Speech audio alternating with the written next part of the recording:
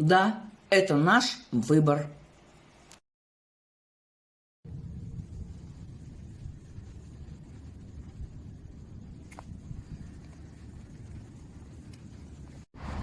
Как, Татьяна, вам впечатление первое о Могилеве? Не знаю, очень хорошие.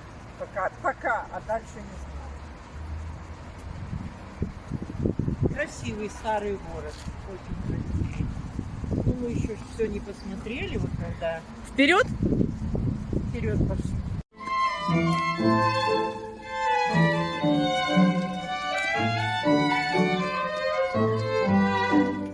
Дырочка, когда на замочек смотришь, на замочек.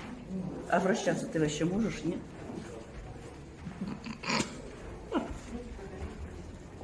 сама не смотрю.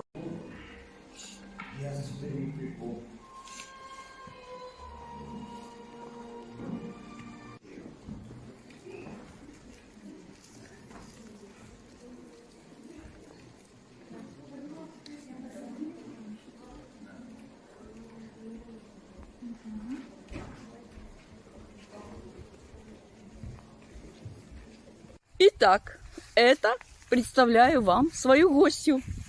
Ага. Как вам, Танюша, Дача, земля президента? дача и земля хорошая.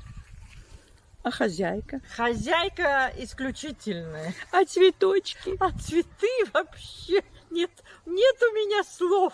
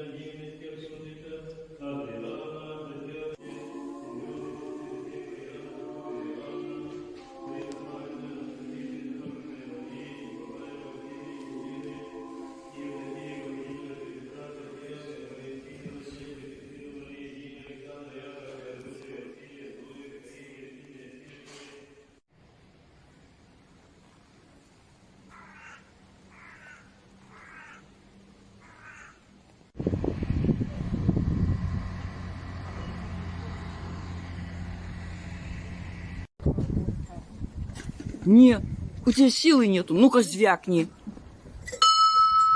Пошли ради Бога.